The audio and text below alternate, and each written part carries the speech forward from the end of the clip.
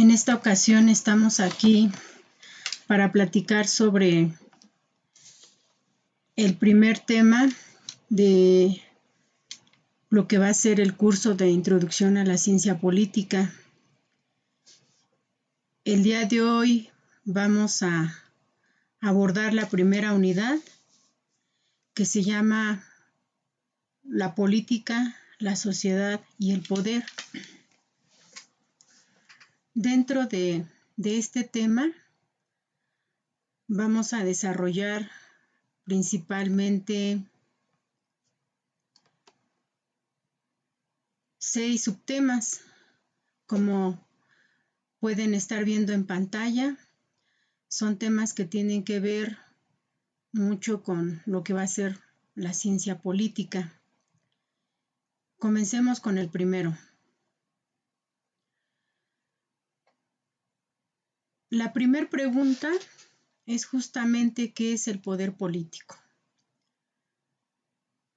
Y aquí nosotros tenemos una definición, y esta se puede resumir en que va a ser aquella capacidad de ejercer un control sobre la población. Y prácticamente en la vida cotidiana, pues nosotros vemos que ese poder político se ejerce de manera permanente. Entonces, lo mismo cuando hay un problema social, lo mismo cuando hay un problema económico o cuando hay un problema gubernamental. El poder político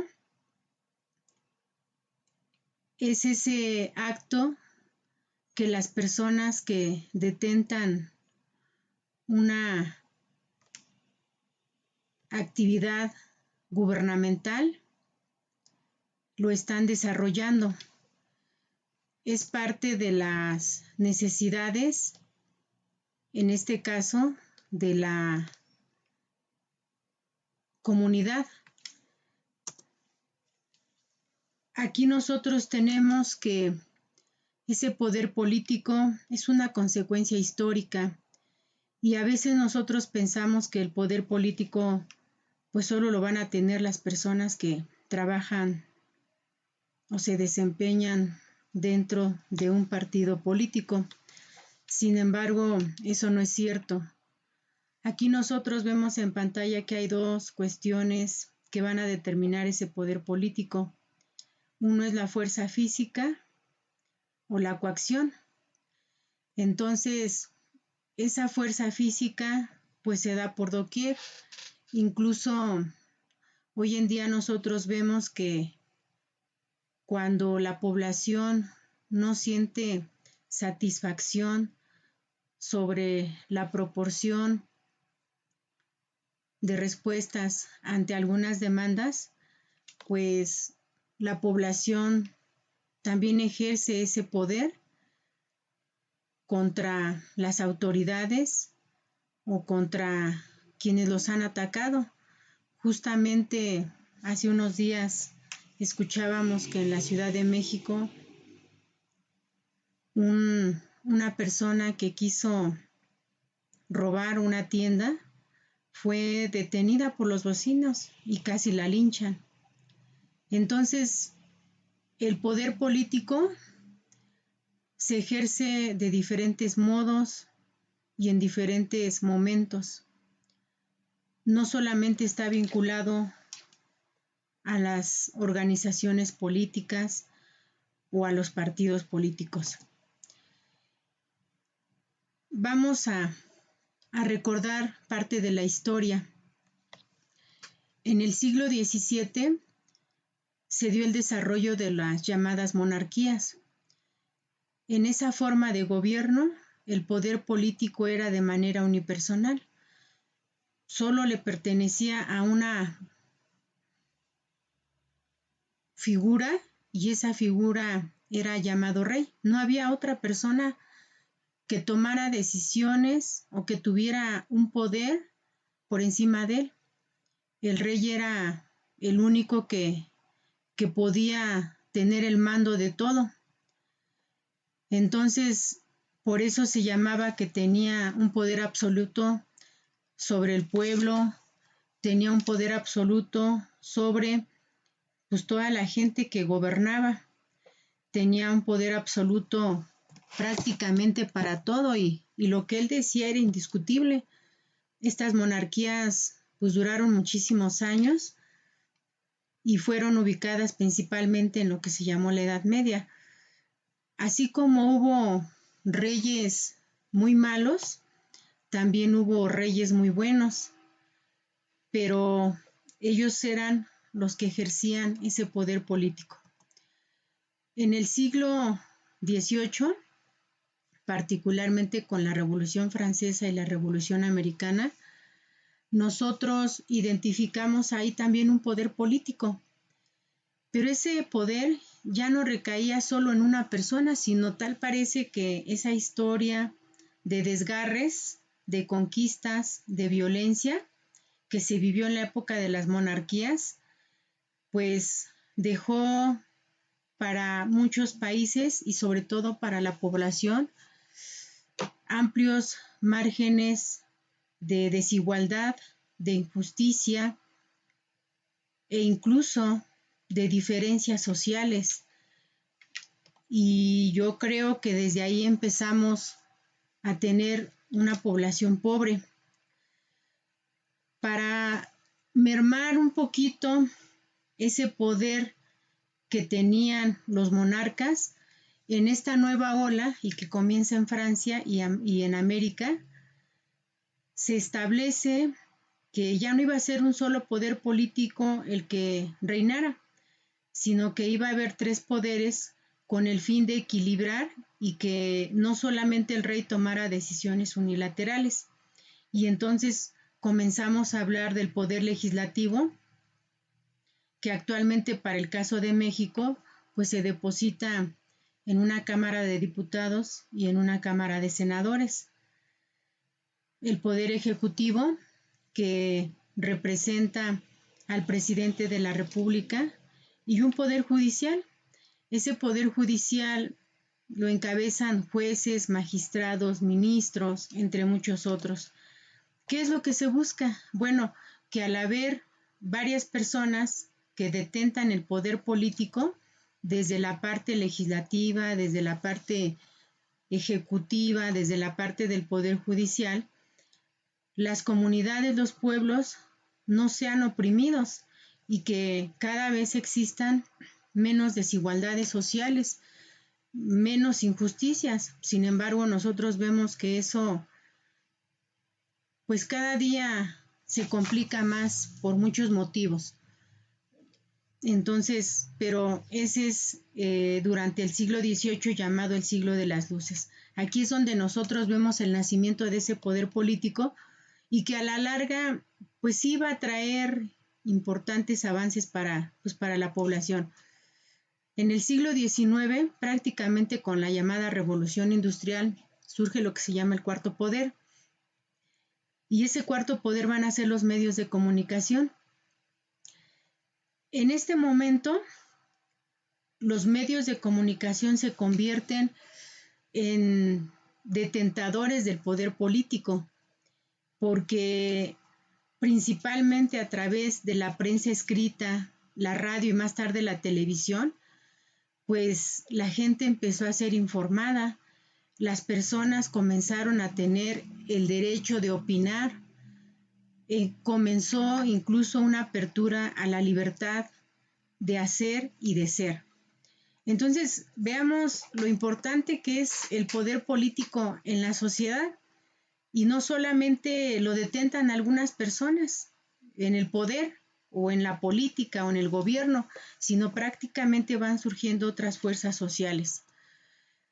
Después tenemos un quinto poder en el siglo XX y ese poder político ahora lo va a tener lo que se llama la sociedad civil. Y aquí es cuando nosotros encontramos que esa sociedad, esa población, esa comunidad comienza varias luchas y comienza a exigir su participación su libertad, el derecho a la propiedad, el derecho a la justicia a través de su fuerza, y busca también ostentar un poder político, ya que históricamente las posibilidades que ellos tenían para convivir justamente pues eran muy pocas. Entonces, por eso en el siglo XX se llama este cuarto poder político la sociedad civil, y prácticamente de ahí para acá esa sociedad civil pues comienza a tener importantes avances. Por ejemplo, muchos de sus derechos quedan plasmados en documentos jurídicos, en el caso de México como la Constitución Política de los Estados Unidos Mexicanos.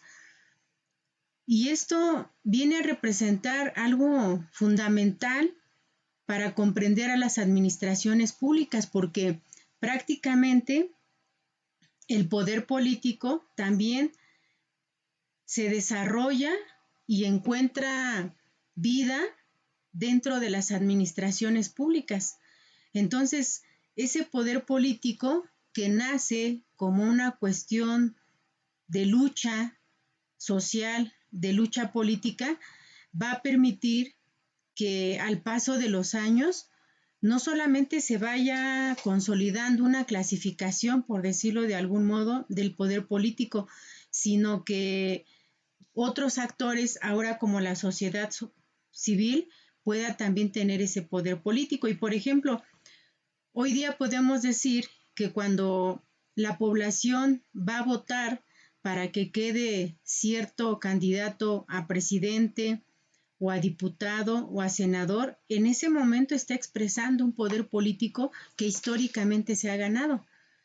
Entonces, como que habría varias formas de esa capacidad de poder que veíamos al inicio, lo que es el poder político, esa capacidad de poder intervenir de manera física o de manera de coaccionar a algo. Entonces, por eso, hoy en día, el poder político, esencialmente concebido por esta parte, pues lo tiene el presidente de la República, pero también lo tienen los partidos políticos. Sin embargo, también lo tienen, diría su servidora, pues lo tienen las empresas, lo tienen también el mercado, lo tienen los sindicatos, lo tienen los que representan una institución como las educativas. Entonces vamos viendo como que este poder político se va dispersando en muchas instituciones, en muchos grupos sociales, en muchos grupos, incluso hoy en día la misma delincuencia organizada también tiene cierto poder político. Entonces, el poder político en algunos momentos es legítimo. Por ejemplo, cuando nosotros aceptamos que una persona de nuestra comunidad nos represente ante una autoridad, y esa representación se la damos porque es un vecino que conocemos, y por ejemplo esto se da mucho en los templos religiosos, donde hay personas que apoyan a esos templos a través de las comunidades. Eso es un poder político legítimo. Pero también en otros ámbitos, desgraciadamente, vemos ese poder político abusivo. Por ejemplo, cuando las autoridades, no sé, los policías municipales, algunos servidores públicos como secretarios de Estado, directores, tienen ese poder político, pero abusan de él tomando decisiones que no les corresponden, abusan de él apropiándose de los recursos públicos. Ese es un poder político que tienen porque los nombraron jefes, directores, y abusan de él por la autoridad que poseen. Pero también hay un poder político ilegítimo que, por ejemplo, podría ser el que ostenta la delincuencia organizada, en donde pues nosotros hemos escuchado que en algunos pueblos, colonias, estados, comunidades, estas personas llegan y se apoderan de la sociedad a cambio de darles ciertos bienes y ellos los aceptan pues por no vivir violencia, pero pues no es un poder legítimo desde el punto de vista legal. Entonces, ese poder político tomado a veces a la fuerza y otras ocasiones tomado a partir de la normatividad, como cuando se gana una elección, les da facultades para poder actuar. Entonces, eso es lo que nosotros tenemos en esto de todo lo que implica el poder político. Y aquí tenemos dos cosas muy importantes a través de cómo se manifiesta el poder. Y una de ellas es a través de la coacción. Cuando nosotros utilizamos la fuerza física o psicológica para controlar a alguien. La otra manifestación es la coerción. La coerción se da cuando nosotros a través de una amenaza, a través de violencia, pues ejercemos un poder, ¿no? Y desgraciadamente, pues en la sociedad contemporánea vimos o vemos todo esto pues como si fuera el pan de cada día. Tal parece que aún de que tenemos un marco legal, aún de que tenemos la impartición de justicia por parte de en este caso, de las autoridades, pues no basta, porque se siguen cometiendo injusticias, ¿no? Ahora, otro de los temas y que tiene que ver con el poder político es justamente qué es la política. Entonces, la política, de acuerdo a su origen griego, es políticos, y eso va a tener un significado de que es todo lo que se refiere a las ciudades, a las polis y a los gobiernos. Pero también la política se entiende como todo aquello que tiene que ver con los asuntos públicos.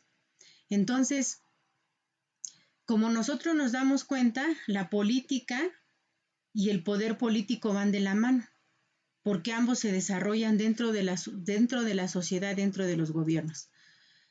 Ahora, ¿cuáles son esas dimensiones de la política desde la ciencia? Bueno, en primer lugar, cuando nosotros hablamos de ciencia, estamos hablando de todo un proceso ordenado, sistemático, que busca obtener nuevos conocimientos.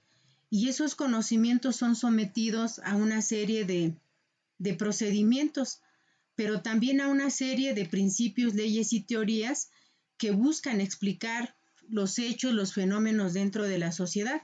Es decir, si hacer política en las ciudades, si los asuntos públicos tienen que ver con la política, entonces se convierten en elementos que se tienen que estudiar, se convierten en elementos que se tienen que repensar, se convierten en elementos que tienen que mejorar. Por ejemplo, la forma en que se hacía política hace 50 años por parte de los partidos políticos, pues no es la misma que se utiliza hoy. Vamos a poner un ejemplo. Hace 50 años, una elección se ganaba principalmente cuando los candidatos iban de casa en casa y regalaban a su paso una serie de materiales, playeras, gorras, implementos de cocina. Y las campañas se hacían abiertamente. Hoy en día eso se sigue haciendo, pero de una manera más ordenada. Digamos, en aquellos años, pues los candidatos, pues, por ejemplo, se desechaba mucha basura después de las campañas, carteles, volantes, trípticos, mantas. Y cuando comienzan a hacer un tema de estudio en los países y un tema de preocupación, la contaminación, pues esto viene a dar un viraje. Y ahora, en estos momentos, derivado de la pandemia, nosotros vimos cómo una buena parte de las campañas políticas se hicieron a través de las redes sociales. Entonces, esa forma de hacer política como que va evolucionando, como que va cambiando. Otro ejemplo es que hace más de 50 años, las personas que participaban dentro de la política y especialmente para ocupar un cargo público, pues eran solo hombres, no había mujeres. Era algo muy habitual, era costumbre, era tradición, era legal que solo participaran en la política y para cargos de elección los hombres. Sin embargo, hoy, dentro del quehacer político para elegir a candidatos, diputados, regidores, síndicos, presidentes, etcétera, se tiene ya un principio de paridad de género. Ahora ya nosotros hemos visto mujeres gobernadoras, mujeres regidoras, mujeres presidentas municipales, mujeres diputadas, por estos cambios que ha tenido la política. Y esos cambios se han ido consolidando gracias a esa parte que la política desde la ciencia o la política como ciencia entra en un proceso de investigación y busca que los procesos de hacer política se vayan haciendo cada vez más adecuados a nuestra realidad, pero además no de manera arbitraria, sino que pasen por procedimientos científicos, ¿sí? Entonces, esas son las dimensiones de la política desde la ciencia. La política no se ha quedado en inmóvil, sino todo lo contrario. Incluso hay varios teóricos de la misma que cada vez van agregando una serie de preceptos que permiten comprender la política, que permiten hacer funcionar más a la política y entonces a través de procedimientos científicos pues han logrado ajustar o que sobreviva la política.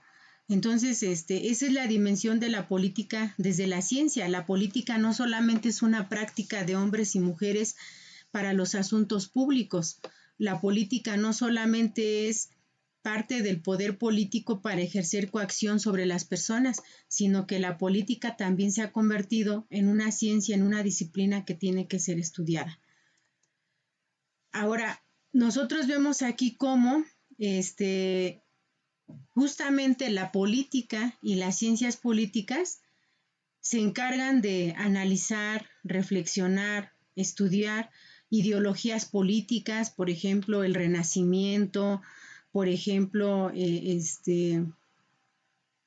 la teoría política, y buscan, por ejemplo, un tema que ha sido muy interesante dentro de todo este tópico, es el fenómeno del poder, los valores que hay dentro de la política. Entonces, todo esto es objeto de estudio de la ciencia política. Y van a haber varios elementos, tanto en la política como en la ciencia política. Y, por ejemplo, parte de esos elementos sustantivos pues, son justamente los partidos políticos, considerados como todas aquellas organizaciones o instituciones que pertenecen a un sistema político y que, bueno, son parte de los actores principales en una elección política. Entonces, poder político, ciencia política, partidos políticos es parte de un todo. Y todos ellos como que vienen desarrollándose en una serie de ideologías, en una serie de dimensiones. Y al paso del tiempo se van subdividiendo. Por ejemplo, los que se dedican a la política desde los liberales, los que se dedican a la política desde una postura conservadora, los que se dedican a la política desde una parte de izquierda, los que se dedican a la política desde el centro, los que se dedican a la política desde la izquierda. Entonces, ese es parte del quehacer. Por consecuencia, entonces, ¿cuáles van a ser esos objetos de la ciencia política? Bueno, esos objetos pues son multifacéticos, multifactoriales y son transversales. Sin embargo, hay tres enfoques muy importantes que vamos a empezar a notar, entre otros, de la ciencia política, y se convierten en el objeto de estudio de la ciencia política, y uno de ellos es el poder. Al inicio de esta sesión hablábamos de lo que era el poder político y de cómo históricamente ese poder político se ha venido desarrollando, ¿sí? Hablábamos de la monarquía, hablábamos de cómo esto empezó a evolucionar, empezó a mejorar para el bien de la comunidad cuando se desarrolla el poder político en poderes públicos. Pero otro objeto de estudio de la ciencia política es el Estado como un ente de poder político, el Estado como una institución, el Estado como el que va a proveer las herramientas jurídicas, económicas, para que la sociedad sea gobernada y para que la sociedad esté protegida por sus instituciones y por sus gobiernos. Pero hay otro elemento que viene a ser objeto también de la ciencia política, y ese elemento es el propio sistema político, entendido como ese marco que abarca a todos los actores que están dentro de una nación. El sistema político entonces comprende a los partidos políticos, a las organizaciones políticas, a las OSCs, a la población, a las instituciones electorales, es decir, al tipo de régimen que tenemos, que en el caso de México es un régimen republicano, federal, representativo y que tiene cierta soberanía. Entonces, como nos damos cuenta al paso de la plática del día de hoy, que es hablar de política, hablar de sociedad y hablar de poder, nos damos cuenta que esas tres cosas están sumergidas en una sola unidad, y dentro de ellas, tanto en la política como una práctica de los hombres, de las mujeres, en la sociedad como la parte de grupos o individuos que reciben los efectos de esa política, y el poder que detenta que se desarrolla dentro de la propia política, y el poder que detenta también la sociedad. Decía yo hace algún rato que el poder político lo poseen los empresarios. Ahí nosotros hemos escuchado a Carlos Slim, ¿no? Por ejemplo, hemos escuchado pues el poder también importante que tiene el Papa Benedicto, ¿sí? En Roma. Hemos escuchado el poder que a veces suele tener por encima de muchas cosas un diputado. Entonces, estos tres elementos de poder, Estado y sistema político son parte de los enfoques de la ciencia política. Cuando nosotros queremos entender más sobre todo lo que abarca la ciencia política, necesariamente vamos a hablar de Estado, de poder político, de partidos políticos, de política, de sociedad. Fundamentalmente, todos estos elementos pues los vamos a encontrar en su vida práctica pues dentro de las administraciones públicas. Yo siempre he dicho que cuando alguna persona tiene interés por entrar a un partido político, pues el fin último va a ser que quiere gobernar, ¿no? O que quiere tener un poder político, quiere desarrollar una tarea y pues quiere en algunos casos colaborar con gobernar a una población pues para que esté mejor. Entonces, esos son los objetos de la ciencia política. Vamos a darnos cuenta entonces que aquí nosotros tenemos algo muy interesante en ese desarrollo del objeto de estudio de la ciencia política. Y es justamente toda esta parte que tiene que ver con la tecnología. nosotros hoy hablamos también de, por ejemplo, marketing político. Y todo eso se ha venido a desarrollar pues dentro de la sociedad.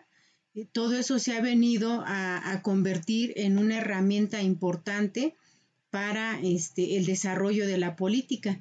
Entonces, ahora nosotros vemos que por ejemplo, pues varias de las personas que ostentan un poder político, y ya dijimos como los dirigentes nacionales de los diferentes partidos políticos, pues parte de tener el control de sus afiliados, de la sociedad, o más que el control, la comunicación.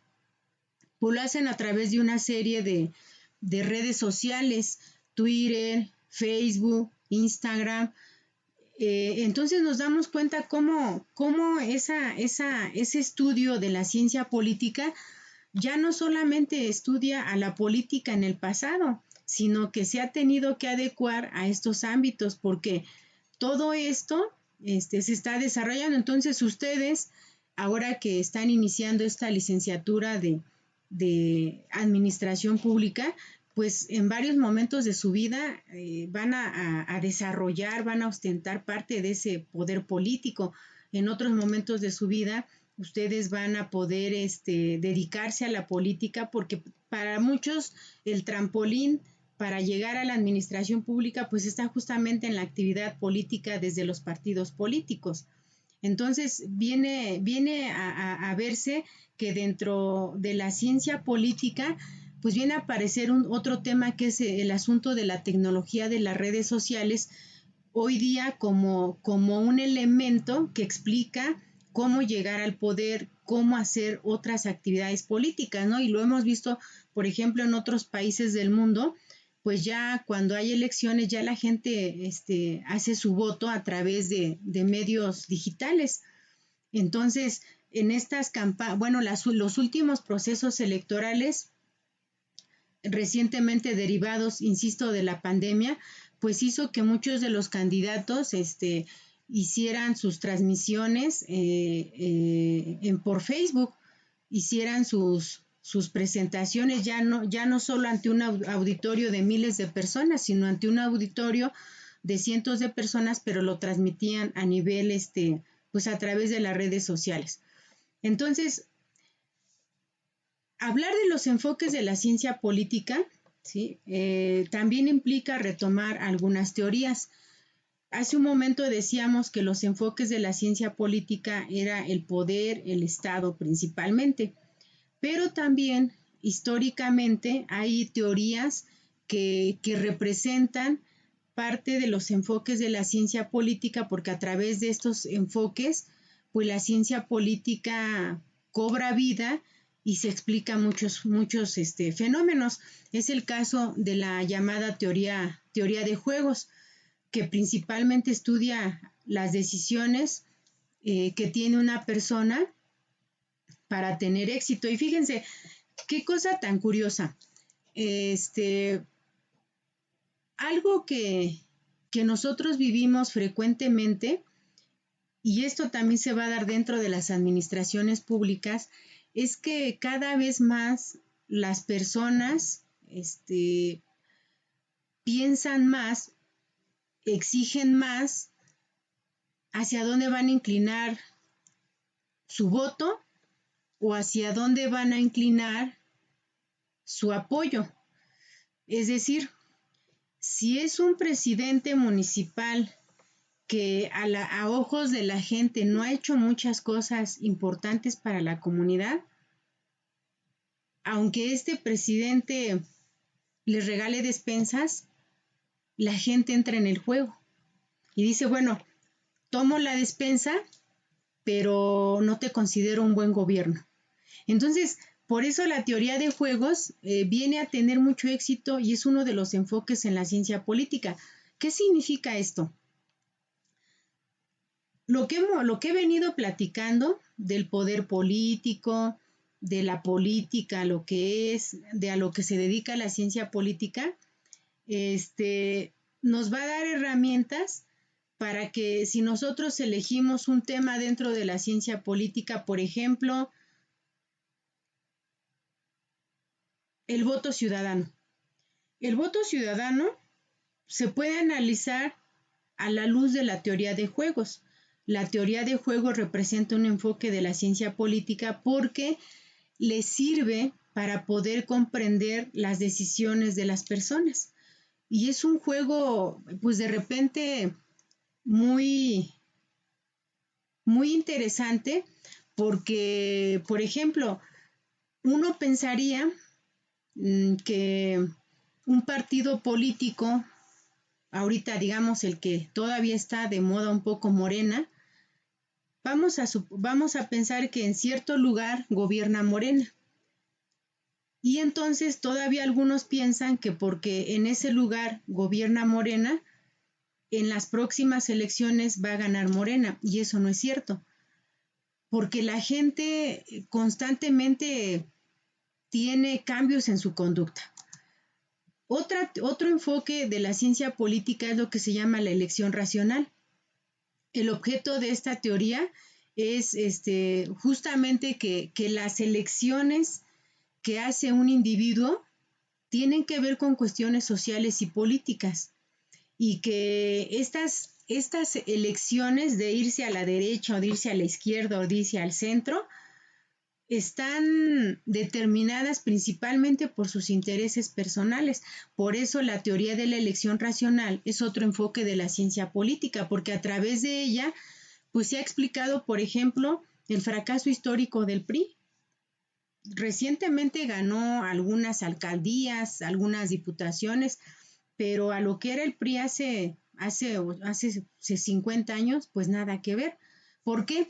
Bueno, porque el poder político que se ha dispersado, pues ahora permite que otras personas con mayor libertad se puedan ir para un otro partido político y así pues que les vaya mejor, ¿no?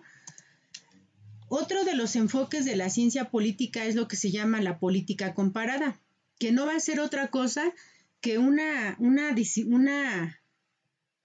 rama de la ciencia política que va a aplicar la comparación para hacer el análisis de varios fenómenos y la explicación de los mismos. Por ejemplo, una característica en México es que es muy fácil crear partidos políticos, pero de ahí eso es una ventaja, pero también es un problema, porque a mi juicio la existencia de tantos partidos políticos confunde a la gente. Pero sin embargo, la existencia de muchos partidos políticos permite comparar. ¿Por qué el señor Juan este año está con Morena y el año pasado estaba con Acción Nacional y hace 5 años estaba con el Partido de la Revolución Democrática? Y la explicación de todo eso se apoya con la teoría de juegos y con la teoría de la elección racional. Otro enfoque de la ciencia política es el llamado neoinstitucionalismo. Ahí nosotros tenemos algunos teóricos, principalmente Marx y Olson, y ellos comenzaron a decir que las instituciones necesitaban cambios, porque las viejas instituciones o las instituciones del pasado ya no soportaban o ya no eran capaces de dar respuesta a lo que la gente demandaba. Y era partidos políticos, eran oficinas de gobierno, instituciones de salud, todas las instituciones necesitaban revitalizarse a través de las leyes para poder dar respuesta a las demandas ciudadanas.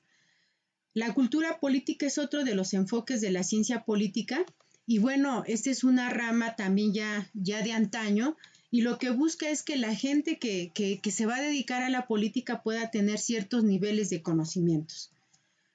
La cultura política entonces es entendida como aquellas orientaciones que la gente tiene para tomar decisiones, solo que esas orientaciones son casi siempre impuestas. Otro tema del que vamos a hablar es la metodología de la ciencia política. Y bueno, la metodología, dice Mario Bunge, es aquel acto a través del cual el hombre reconstruye conceptualmente su mundo. Y nosotros tenemos que hay varias cosas a los que se enfrenta la metodología de la ciencia política y uno de ellos son los paradigmas. Los paradigmas entendidos como un conjunto de creencias sobre la realidad. Por ejemplo, que solo los hombres podían ser presidentes, gobernadores o regidores. Ahora ya se rompió ese paradigma. Hay otros paradigmas derivados del positivismo, del constructivismo, o derivados de la teoría crítica o derivados del materialismo histórico. Por ejemplo, otro de los elementos en la metodología de la investigación es la geopolítica, que ya se va a encargar de revisar todos esos elementos que están en el mundo y que de alguna manera van a poder determinar las decisiones de las personas. La ciencia política también tiene métodos que son procedimientos que utiliza para la explicación de fenómenos y para explicarse distintas realidades. Entonces, eso es lo que nosotros el día de hoy estuvimos pues dilucidando, explicando, y bueno, yo espero que estos temas no solamente sean de su interés, sino que ustedes puedan encontrarles el sentido dentro de la administración pública. Destacamos los 6 temas, se abordó la unidad número 1 y como nos damos cuenta son múltiples elementos que tienen que ver con la administración pública. Entonces, pues con esta parte cerramos este tema. Les deseo que se encuentren bien y nos vemos en la próxima.